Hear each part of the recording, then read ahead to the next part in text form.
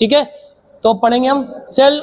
सबसे पहले तो सेल मेम्ब्रेन देखेंगे कि सेल मेम्ब्रेन क्या होती है, कैसे बनती है, किस टाइप के सेल में किस टाइप की लेयर होती है, प्लांट सेल और एनिमल सेल के बेसिस में।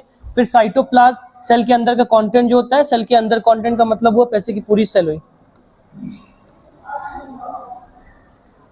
अब इस सेल के अंदर न्यूक्लियस भी होना है, बाकी के ढेर सारे ऑर्गेनल भी होंगे यहाँ पे,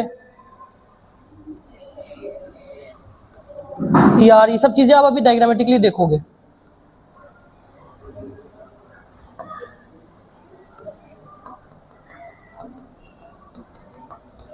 तो इन सब चीजों को एक बार देख लो क्या क्या एग्जैक्टली होते हैं। Endoplasmic reticulum, ER, mitochondria, Golgi apparatus, ribosome, lysosome, centrosome नहीं है, प्लास्टिड है। फिर सेल इंक्लूजन मतलब सेल के अलावा, मतलब इन ऑर्गन्स के अलावा और क्या क्या हो सकते हैं, तो वहां पे ग्रेन्यूल्स होंगे। ग्रेन्यूल क्या होते हैं, ग्रेन्यूल वही राइबोसोम डॉटेड बॉडीज होती हैं, और वैक्यूल। इसके अलावा अगर न्यूक्लियस की बात करें तो न्यूक्लियर, न्यूक्लियर मेम्ब्रेन, न्यूक्लियोप्लास्ट, न्यूक्लियोलस और क्रोमैटिन फाइबर। ये सारी चीजें हमें इस चैप्टर में पढ़नी है। बात क्लियर है? पढ़नी क्या है, पढ़ चुके हैं, आपको याद हो जाना चाहिए। अगर मैंने बोला है तो आपको याद होना चाहिए कि सब है। क्लियर है ना सबको?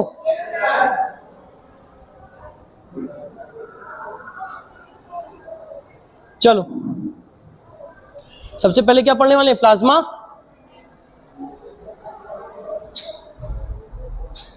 ओके, तो हम सेल ऑर्गेनल की स्टडी करने वाले हैं और एक एक सेल ऑर्गेनल को अच्छे से डिटेल में समझेंगे। क्लियर?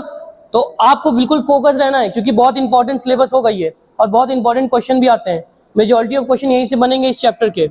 सबसे पहले नेचर एंड अकरेंस, इनका नेचर कैसा होता है, कैसे अकर, कहाँ पे लोकेशन होती है, फिर main character, then main function. ठीक है, सबसे पहले देखिए, अगर हम बात करें प्लाज्मा मेम्ब्रेन की, किसकी बात कर रहे हैं, देखो, form the outermost covering in an animal cell. Animal cell की कौन सी लेयर होती है, आउटर मोस्ट कवरिंग। अगर मैं इसको बोलूं एनिमल सेल, तो outermost covering of a cell, animal cell की आउटर मोस्ट कवरिंग क्या होती है, plasma membrane, lies next to the plant cell wall. अब हम इसमें प्लांट और एनिमल दोनों के डिफरेंशिएशन को देखेंगे। तो प्लांट सेल वॉल में सेकेंड लास्ट होती है, मतलब सेकेंड लेयर होती है प्लाज्मा मेम्ब्रेन। ये देखो, है ना, एनिमल सेल की आउटर मोस्ट और प्लांट सेल की क्या होती है, second membrane. Next lies next to the cell wall, ये होती है सेल वॉल। उसके बाद होती है सेल मेम्ब्रेन प्लांट का। ठीक है, अभी प्लांट में ऐसा क्यों होता है ये भी हम आगे देखेंगे। स्ट्रक्चर कैसा होता है, थिन होती है, फ्लेक्सिबल होती है, डेलिकेट, डेलिकेट का मतलब थोड़ी सॉफ्ट होती है। ठीक है, लिविंग मेम्ब्रेन होती है, कैसी होती है, लिविंग, और पोजेस टाइनी पोर्स, इसमें छोटे छोटे पोर्स होते हैं। पोर्स क्यों होते हैं, ताकि इजिली ऑस्मोसिस और डिफ्यूजन हो सके। ऑस्मोसिस डिफ्यूजन क्या है पता है ना, ऑस्मोसिस मतलब transfer of water molecule from higher concentration to lower concentration through selectively permeable. और जस्ट बिकॉज मैंने सिलेक्टिव परमिएबल मेम्ब्रेन बोला, तो क्या मैं प्लाज्मा मेम्ब्रेन को सिलेक्टिव परमिएबल मेम्ब्रेन बोल सकता हूं? ओके, आगे इनका मेन फंक्शन क्या होता है, तो सबसे पहले सेपरेट करती है cellular material from its surrounding. पूरे सराउंडिंग मतलब ये पूरे नेचर से जो भी डेंजरस चीजें, हार्मफुल चीजें सेल को नहीं चाहिए, उनसे उनको अलग रखती है। किनको अलग कर सकती है, सेल के अंदर जो ऑर्गेनल होते हैं। यहाँ पे समझ में आया? Act as an effective barrier, एक बैरियर बना के रखती है, रेगुलेट द एंट्री, चीजों को, क्या चीज सेल के अंदर जाएगी, क्या चीज सेल में, स्पीएम। सिलेक्टिव परमिएबल मेम्ब्रेन का मतलब क्या हुआ, ये सिर्फ सिलेक्टेड चीजों को सेल के अंदर और बाहर जाने की परमिशन देंगी। कुछ भी सेल के अंदर बाहर नहीं जा सकता, सिर्फ वही जाएगा जो सेल के लिए इंपॉर्टेंट है कि वहां पे वो ट्रांसफर हो। याद है ना, इसका ये फंक्शन था।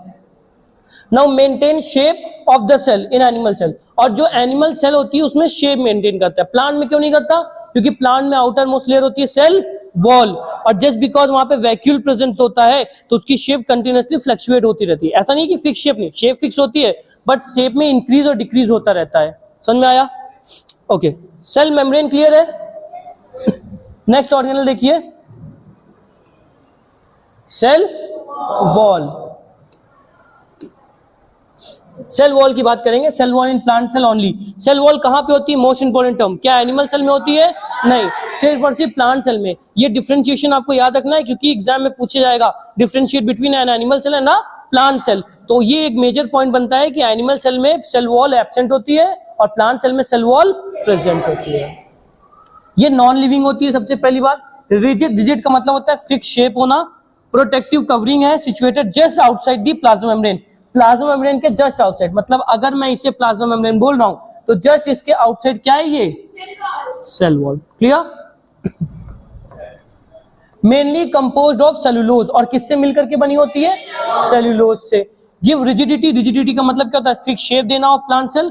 Allow substance in solution to enter and leave cell without any obstruction, मतलब जैसा मैंने कहा कि यहाँ पे जो प्लाज्मा मेम्ब्रेन है, ये है ना प्लाज्मा मेम्ब्रेन, इसको और क्या बोलते हैं, सेल मेम्ब्रेन, और क्या बोलते हैं, सिलेक्टिवली परमियल मेम्ब्रेन, ये तीनों नाम इसी के हैं। और इन तीनों के बेसिस में इसका काम यही है कि सिर्फ और सिर्फ सिलेक्टेड चीजों को अंदर और बाहर आने देना, मतलब एक सेल के अंदर क्या आएगा क्या नहीं आएगा इसकी परमिशन कौन देगा, सिर्फ और सिर्फ cell membrane, plasma membrane, selectively permeable membrane, ये तीनों एक ही चीज को कहते हैं। यहां पे हम बात कर रहे हैं सेल वॉल की, तो जो सेल वॉल होती है ना, ये इसका कोई ऐसा रोल नहीं होता, ये ऐसा कुछ सिलेक्शन नहीं करती, ये हर चीजों को सेल के अंदर और सेल के बाहर जाने की परमिशन देती है। बट जस्ट बिकॉज जस्ट इसके बाद लाई करती है प्लाज्मा मेम्ब्रेन, तो ये भले ही किसी भी चीज को अंदर और बाहर आने दे, पर डिसाइड अभी भी कौन करेगा, प्लाज्मा मेम्ब्रेन, क्योंकि ये भले ही हमारा फर्स्ट डोर है, बट जो सेकंड डोर है वो मेन डोर है, और वहीं पे डिसीजन होगा कि क्या चीज अंदर आएगी क्या चीज बाहर जाएगी। क्या ये बात समझ में आई? ओके, आगे देखिए।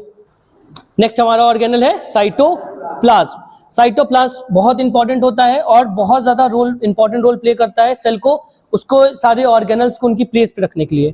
Content inside the plasma membrane excluding the nucleus, जो भी सेल के अंदर कंटेंट होता है उन सब चीजों को मिला करके हम कह सकते हैं cytoplasm. Transparently jelly like substance, कैसा होता है, थोड़ा ट्रांसपेरेंट होता है, ट्रांसपेरेंट का मतलब कलरलेस फ्लूइड नहीं होता एग्जैक्टली, बट ट्रांसपेरेंट होता है, जेली जैसा होता है, ताकि चीजों को सारे सेल ऑर्गेनल को उनकी जगह पे रख सके। कंटेंट मिक्सचर ऑफ वाटर, थोड़ा सा वाटर मिक्स होता है, soluble organic and inorganic compound inside and various cell organelle, तो इसके अंदर अलग अलग केमिकल्स होते हैं, वो ऑर्गेनिक केमिकल्स भी हो सकते हैं, इनऑर्गेनिक केमिकल्स भी हो सकते हैं, और इनके साथ साथ वहां पे सेल ऑर्गेनल्स को भी कंटेन रखता है। फॉर एग्जांपल अगर डायग्रामेटिकली समझो तो सबसे पहले प्लांट सेल में क्या होती है, सेल वॉल, फिर क्या हो गई, सेल,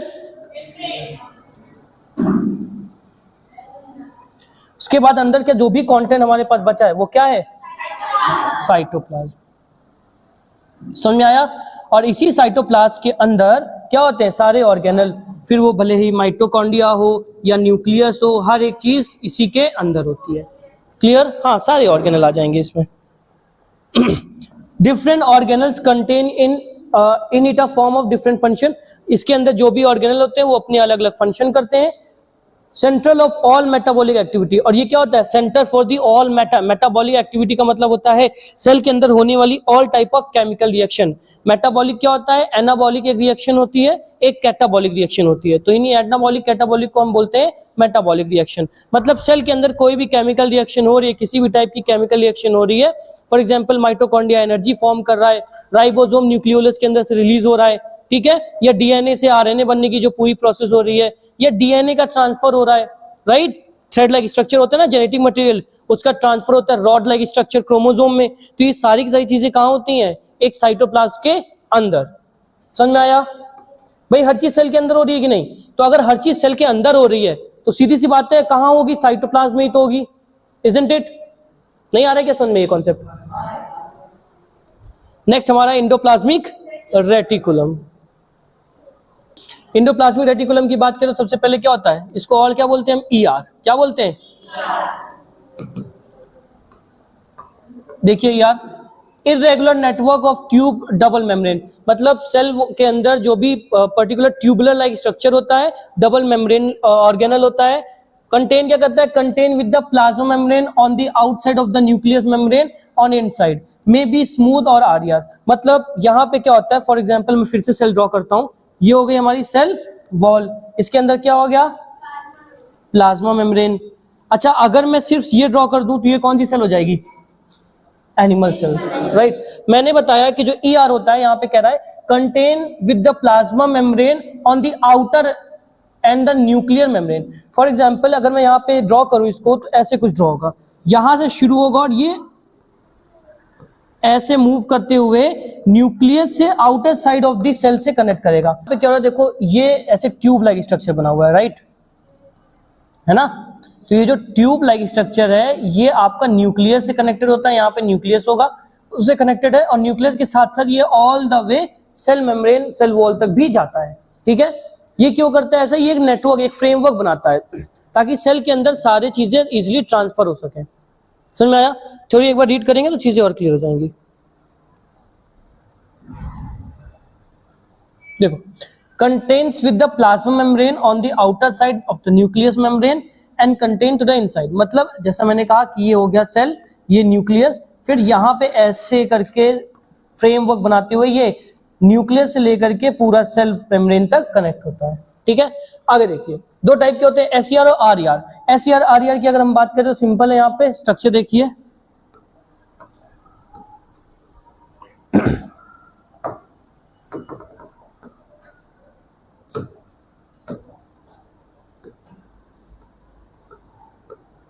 ऐसे फ्रेमवर्क चलता है। ठीक है, दो फ्रेमवर्क चल रहे हैं।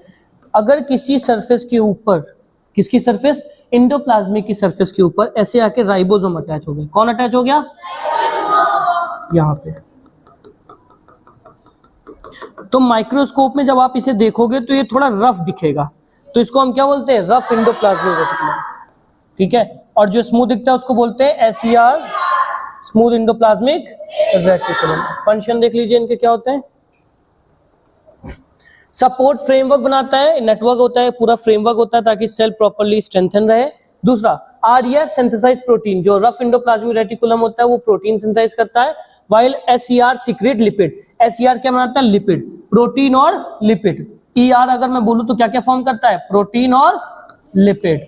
ठीक है, provide pathway for the distribution of nuclear metal. अब जस्ट बिकॉज ये न्यूक्लियस से कनेक्ट होता है ऑल द वे पूरी सेल में, तो न्यूक्लियस से और बाकी की सारी सेल में ये चीजों को, जो भी मटेरियल फॉर्म हो रहा है उसको ट्रांसपोर्ट करने में बहुत हेल्प करता है।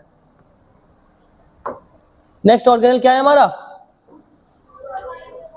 माइटोकॉन्ड्रिया, ऑल्सो नोन एज,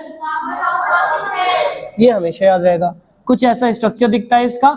अगर स्ट्रक्चर की बात करें तो देखो, सबसे पहले क्या होता है? पहले तो ये माइटोकॉन्ड्रिया हो गया, उसके अंदर की जो वॉल होती है, जो इनर मेम्ब्रेन होती है, वो ऐसे हाईली फोल्डेड है ना? तो हाईली फोल्डेड क्यों है? So that it could increase the surface area. इसको ऐसे फोल्ड करके जब ओपन करेंगे तो इसका सरफेस एरिया बहुत ज्यादा होगा। जितना ज्यादा सरफेस एरिया उतना ज्यादा एटीपी सिंथेसिस कर पाएंगे। एटीपी क्या होती है? एटीपी का मतलब होता है, क्या फुल फॉर्म होता है? Adenosine triphosphate. और इससे क्या निकलती है? हम क्या यूज करते हैं इसको? एनर्जी के फॉर्म में। आगे देखिए, have a varied shape but usually are sausage. Sausage क्या होता है? अभी इंडियन में तो नहीं मैं बता पाऊंगा, बट अगर आप अमेरिकन कुछ फास्ट फूड को जानते हो तो उसमें एक सॉसेज होता है। एक मीट को एक प्रॉपर पैक में बंद रखते हैं तो उसको सॉसेज बोलते हैं। कुछ ऐसा दिखता है, मीटी सा होता है, ऐसे कुछ ऐसा स्ट्रक्चर होता है, इसके अंदर मीट फिल होता है, तो इसको बोलते हैं सॉसेज। ठीक है, अच्छा शेप ये सब क्लियर हो गया।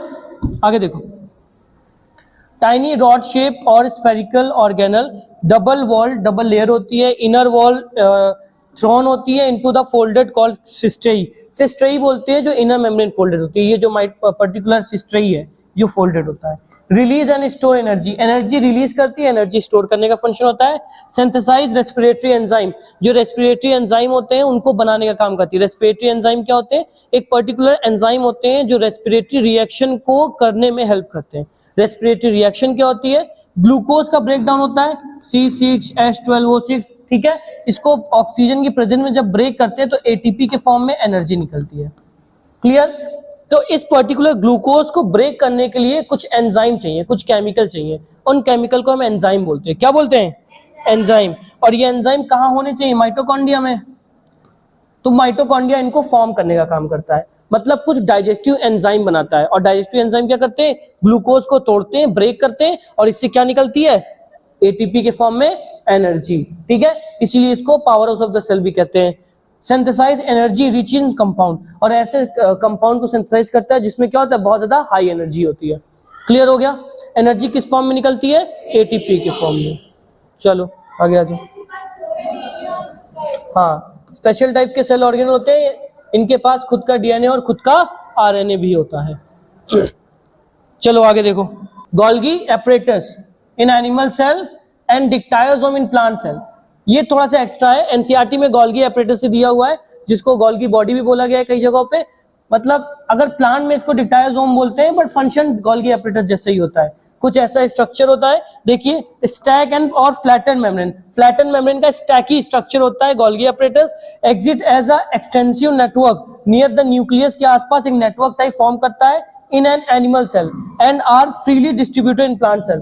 प्लांट सेल में फ्रीली डिस्ट्रीब्यूटेड होता है और एनिमल सेल में एक नेटवर्क जैसा स्ट्रक्चर फॉर्म करता है। ठीक है, समझ में आया? बहुत सिंपल है, कुछ नहीं है। बस जहां पे आप देखोगे सेल के अंदर ऐसे फॉर्म करोगे, न्यूक्लियस हो गया, ये आपका ईआर हो गया, तो वहां पे यही आपको ऐसे ही फॉर्म होता दिख जाएगा। कहीं पे भी सेल पे कहीं भी हो सकता है, ये कोई ऐसी लोकेशन नहीं होती। काम क्या होता है? सिंथेसाइज करता है and secretion of the enzyme and hormone, कई सारे हार्मोन और एंजाइम सिक्रीट करता है। इसके अलावा involve in the synthesis of plasma membrane and cell wall, cell wall और प्लाज्मा मेम्ब्रेन बनाने में हेल्प करता है। एंड द थर्ड, बट इस पे नहीं लिखा हुआ है, but still most important function क्या करता है? चीजों को, जो भी फूड प्रिपेयर हो रहा है किसके पास, RER या SER के पास, उसको क्या करता है? ये पहले तो कैप्चर करेगा, फिर उसको मॉडिफाई करेगा, पैकिंग करेगा और ट्रांसफर करेगा। किसको ट्रांसफर करेगा? इनसाइड द सेल और आउटसाइड द सेल। क्यों करता है? As per the requirement for the cell. ठीक है, तो चीजों को पकड़ेगा, जो भी प्रोटीन सिंथेसाइज, जो भी चीज सिंथेसाइज हो रही है किसके आसपास, इसी के आसपास, गोल्गी अपरेटस के आसपास जो भी चीज सिंथेसाइज हुई उसको ये कैच करेगा, फिर क्या करेगा? एज पर द रिक्वायरमेंट उसको मॉडिफाई करेगा और मॉडिफाई करने के बाद उसको ट्रांसफर करेगा। क्या इतनी बात क्लियर है सबको? आगे देखिए, नेक्स्ट हमारा है सेल ऑर्गेनल, कौन सा? राइबोसोम। देखो राइबोसोम बहुत इंपॉर्टेंट होते हैं, समझिए आप। राइबोसोम के बिना प्रोटीन फॉर्म नहीं होगा और बिना प्रोटीन के कोई भी सेल अच्छे से सर्वाइव नहीं कर पाएगी, तो protein is very very important. Dense spherical small granule, granule का मतलब डॉटेड स्ट्रक्चर होते हैं, आइदर स्कैटर्ड द साइटोप्लाज्म और attach outside of the ER, या तो सेल के अंदर स्कैटर्ड होंगे। सेल के अंदर स्कैटर्ड होने का मतलब ऐसे सेल हो गई और सेल में कहीं पे भी ऐसे स्कैटर्ड दिख जाएंगे डॉटेड, या फिर आपको ये कहां दिख जाएंगे? RER की सरफेस पे ऐसे अटैच दिख जाएंगे। ठीक है, नेक्स्ट सिंगल वॉल्ड होते हैं, डेंस। अब सिंगल वॉल है तो कहां होंगे? ये सारे के सारे प्रोकैरियोटिक सेल में भी मिलते हैं, क्योंकि प्रोकैरियोटिक सेल कैसी सेल होती है? A special type of cell जिसके पास मेम्ब्रेन बाउंडेड जो ऑर्गेनल है वो एब्सेंट होते हैं। और यहाँ पे राइबोसोम सिंगल वॉल है, मतलब मेम्ब्रेन बाउंडेड नहीं है, तो ये कैसा होगा? प्रेजेंट होगा। कहाँ प्रेजेंट होगा? प्रोकैरियोटिक सेल में। डेंस होता है स्फेरिकल बॉडी, डेंस मतलब बहुत सारी बॉडीज होती हैं, composed mainly of RNA and protein. इसमें क्या होता है? मैक्सिममली RNA और प्रोटीन। और फंक्शन बहुत इंपॉर्टेंट जो ये है सिंथेसिस ऑफ प्रोटीन, प्रोटीन को ये सिंथेसाइज करते हैं। कोई डाउट है? क्लियर सबको? नेक्स्ट ऑर्गेनल है lysosome and it is also very very important organelle. Lysosome की बात करें तो लाइसोसोम क्या होता है? It is also known as suicide bag of the cell. Simple sac होता है, सैक का मतलब bag like structure, evenly distributed in the cytoplasm, और साइटोप्लाज्म में लिमिटेड नंबर में होता है और हर जगह पे प्रेजेंट नहीं होता है, बहुत इवनली डिस्ट्रीब्यूटेड होता है। मेम्ब्रेनियस सैक होता है, बटेड आउटसाइड द गोल्गी बॉडी होता है, कि मतलब जस्ट गोल्गी बॉडी के पास में ही होता है। और 40 different type of digestive enzyme इसके पास होते हैं। मतलब डाइजेस्टिव एंजाइम का मतलब होता है ये चीजों को बहुत जल्दी ब्रेक कर सकता है। किस टाइप के डाइजेशन पोजेस करता है? पूरी की पूरी सेल को डाइजेस्ट करने की ये कैपेबिलिटी रखता है। इंट्रासेलुलर डाइजेशन मतलब सेल के अंदर, इंट्रा का मतलब होता है सेल के अंदर, सेल के अंदर डाइजेशन का काम करता है। Suicide bag of the cell भी इसको बोलते हैं, क्योंकि जस्ट बिकॉज अगर किसी भी रीजन की वजह से कोई भी सेल वियर और टियर होती है, वियर और टियर का मतलब खराब होती है, कोई ऑर्गेनल फंक्शन करना बंद करता है, तो ऐसे टाइम पीरियड में ये सेल्स क्या करती हैं? अपनी ही सेल को डिस्ट्रॉय कर देती हैं। That is why they are also known as suicide bag of the cell. Rapidly destroyed organelles in the cell, ageing और इंजरी। एजिंग का मतलब होता है जब सेल डिवाइड करते करते एक टाइम पीरियड आता है जब और ज्यादा डिवाइड नहीं कर सकती, तो जब सेल कोई डिवाइड नहीं हो पा रही होती है तो उसको बोलते हैं एजिंग प्रोसेस, और ऐसे टाइम में सेल का डिस्ट्रॉय होना बहुत जरूरी है। तो यहाँ पे कौन सेल को डिस्ट्रॉय करता है? लाइसोसोम। ठीक है, और अगर किसी टाइप की इंजरी हो गई, कट हो गया, वियर हो गया, टियर हो गया, तो वैसे टाइम पे भी लाइसोसोम अपना डाइजेस्टिव एंजाइम सिक्रीट करेगा और अपनी ही सेल को पूरी तरह से डाइजेस्ट कर देगा। क्या इतनी बात क्लियर हो गई? सेंट्रोजोम कह सकते हो ये सेल डिवीजन के बहुत इंपॉर्टेंट होते हैं, एक बार देख लो इनको भी। सेंट्रोजोम सिर्फ एनिमल सेल्स में होते हैं, प्लांट सेल्स में नहीं होते। Region surrounding are centrioles located near the nucleus, जो न्यूक्लियस के आसपास के रीजन होते हैं, कुछ ऐसा स्ट्रक्चर होता है सेंट्रियोल का, कंटेन 1 और 2 सेंट्रियोल। सेल के अंदर मैक्सिममली 2 या 1 सेंट्रियोल होते हैं। Initiate and regulate cell division, ये सेल डिवीजन की प्रोसेस को कंटिन्यू करते हैं। सेल डिवीजन क्या होता है, इस टॉपिक को हम इस चैप्टर के लास्ट में पढ़ेंगे, और जो भी लास्ट में पढ़ेंगे वो बहुत डिटेल नहीं है। अगर आपको सेल डिवीजन बहुत डिटेल में पढ़ना है, मतलब अभी आप 9th में सिर्फ मियोसिस और माइटोसिस पढ़ोगे, बट माइटोसिस के भी सब पार्ट्स होते हैं, और मियोसिस भी 2 टाइप की होती है, मियोसिस 1 और मियोसिस 2, तो वो आप सारी चीजें 11th में डिटेल में पढ़ोगे। अभी 9th में इतना डिटेल नहीं है। क्लियर? इस ऑर्गन के बारे में भी वहां पे आप डिटेल में देखोगे, एनसीईआरटी में ऐसे इसके बारे में डिटेल गिवन नहीं। प्लास्टिड अपने आप में बहुत इंपॉर्टेंट है, और जैसा मैंने कहा था कि आपको जब डिफरेंशिएट करने को बोला जाएगा कि differentiate between plant cell and animal cell, तो वहां पे एक अच्छा पॉइंट बनेगा कि जो प्लास्टिड होता है वो सिर्फ और सिर्फ प्लांट सेल्स में होता है, एनिमल्स में एब्सेंट होता है। अगर इसके बात करें स्ट्रक्चर की, तो हैव देयर ओन जीनोम, ये स्पेशल टाइप, जैसे माइटोकॉन्ड्रिया था ना, उसके पास भी खुद का जेनेटिक मटेरियल था, यहाँ पे प्लास्टिड के पास भी खुद का जेनेटिक मटेरियल होता है। डिफरेंट टाइप्स के होते हैं, काइंड्स ऑफ क्रोमोप्लास्ट, जैसे ये क्रोमोप्लास्ट हो गया, क्लोरोप्लास्ट हो गया एंड ल्यूकोप्लास्ट। ये कुछ टाइप होते हैं जिनके अपने भी इंडिविजुअल अलग अलग फंक्शन होते हैं। कोई किसी चीज को स्टोर कर रहा है, कोई कुछ सिंथेसाइज कर रहा है, कोई ना कोई किसी टाइप का कलर प्रोवाइड कर रहा है, अलग अलग फंक्शन पे। जैसे डिस्क लाइक स्ट्रक्चर, कैसा होता है disc like structure, called thylakoids containing chlorophyll, और इसी में ऐसे डिस्क लाइक स्ट्रक्चर जो थैलाकोइड बोलते हैं, कुछ ऐसे स्ट्रक्चर होते हैं, ऐसे इसी के अंदर ऐसे डिस्क लाइक स्ट्रक्चर, इसको थैलाकोइड बोलते हैं ये, ठीक है। और इन्हीं को हम स्ट्रोमा भी बोलते हैं, वो अलग अलग सिनेरियो पे। Clear?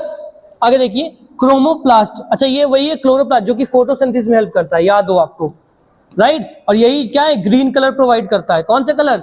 Green colour. Chromoplast impact colour to the flower and fruit, chromoplast fruit और फ्लावर को कलर प्रोवाइड करता है। क्लोरोप्लास्ट क्या होता है, सोलर एनर्जी को, यही है जो सोलर एनर्जी को ट्रैप करता है। किस एनर्जी को ट्रैप करेगा ये? और उसको किस में कन्वर्ट करेगा? केमिकल एनर्जी में। सोलर एनर्जी को केमिकल एनर्जी में कन्वर्ट करेगा, फिर ये केमिकल एनर्जी फोटोसिंथेसिस करने में हेल्प करती है प्लांट की, ठीक है, फॉर फोटोसिंथेसिस। और ल्यूकोप्लास्ट क्या करता है, स्टार्च स्टोर करता है। किसको स्टोर करता है? स्टार्च। क्या इतनी चीजें क्लियर है? नेक्स्ट हमारा है nucleus. Nucleus is also known as brain of the cell.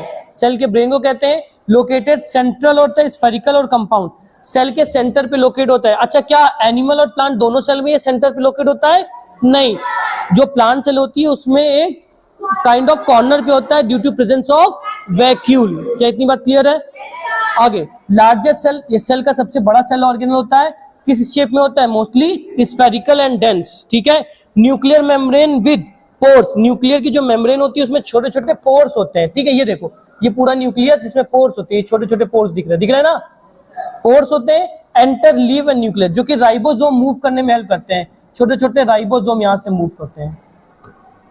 Next function है रेगुलेट सेल फंक्शन।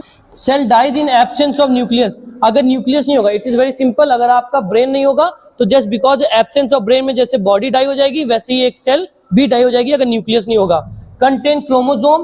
क्रोमोसोम क्या होते हैं? Genetic material. जब ये डिवाइड नहीं हो रहे होते तो कैसे होते हैं? Thread like structure. याद है ना, जब क्रोमोसोम डिवाइड नहीं होते तो कैसे दिखते हैं? Thread like structure. और जब डिवाइड होने के टाइम आता है तो कंडेंस होके रॉड लाइक स्ट्रक्चर, कुछ ऐसे स्ट्रक्चर बन जाते हैं, right. Of a gene which control heredity character. Heredity character क्या होते हैं? आपके जेनेटिक कैरेक्टर जो आपकी जनरेशन से दूसरे जनरेशन में ट्रांसफर होंगे। क्लियर है इतना? चलिए आगे देखिए। क्रोमैटिन फाइबर देख लो। क्रोमैटिन फाइबर क्या होते हैं? These are also very important. कहां पे प्रेजेंट होते हैं? न्यूक्लियस के अंदर। Embedded with the nucleus of the cell, nucleus के इनसाइड प्रेजेंट होते हैं। देखो ऐसे थ्रेड लाइक है ना, कितने सारे एक साथ कंजेंस है। Network of thread like structure made of DNA. और ये सब के सब किससे बने होते हैं? डीएनए से बने होते हैं। क्या इतनी बात क्लियर है? डीएनए का full form deoxy ribo nucleic. Chromosome carry heredity material of gene. क्या कैरी करता है? Heredity material. हेरिडिटी मटेरियल क्या होता है? आपके बॉडी के कैरेक्टर जो एक जनरेशन से दूसरी जनरेशन ट्रांसफर होने वाले हैं। क्या? जैसे आपके आंखों का कलर, हेयर स्टाइल में कर्ली हेयर, चिन लाइनिंग, बहुत सारी चीजें होती हैं। आगे देखिए वैक्यूल्स।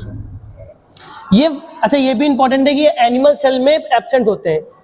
रेयर कंडीशन हुई तो हो सकता है प्रेजेंट मिल जाए, but majority of time they are absent in animal cell. Fluid filled होता है और सॉलिड फील्ड होता है membrane. Are bounded in spaces, मतलब सेल्स के अंदर ही होती हैं। काइंड ऑफ स्टोरेज सैक, कैसा होता है स्टोरेज सैक, मतलब इसके अंदर मोस्टली टाइम पे क्या वाटर स्टोर होके रखता है। नॉन लिविंग स्ट्रक्चर, पहली बात तो नॉन लिविंग होता है। क्लियर स्पेस विद वाटर और अदर सब्सटेंस इन सोल्यूशन, ऐसा नहीं है कि सिर्फ वाटर ही होता है, और भी सब्सटेंसेस होते हैं, बट मेजॉरिटी ऑफ टाइम इसमें क्या होता है water. Larger in plant cells, fewer and smaller in animal cells, मतलब प्लांट सेल में लार्जर होता है, एनिमल में बहुत कम होता है, और अगर होता भी है तो बहुत छोटे शेप में होता है, बहुत छोटे साइज में होता है। ठीक है। Storage of water and other substance, food, pigments and waste product, कई सारी चीजों को स्टोर करके रखता है। प्रोवाइडिंग टर्गिडिटी, टर्गिडिटी क्या होती है, जब कोई सेल आपके सॉल्यूशन पड़ा होगा, हाइपरटोनिक, हाइपोटोनिक, आइसोटोनिक, तो जब सेल किसी सॉल्यूशन में हो, किसी छोटे सॉल्यूशन में और स्वेल हो जाए तो उसको बोलते हैं स्वेलिंग, इसके अंदर वाटर मूव करता है, जिसको हम बोलते हैं टर्गिडिटी। क्या इतनी बात क्लियर हो गई?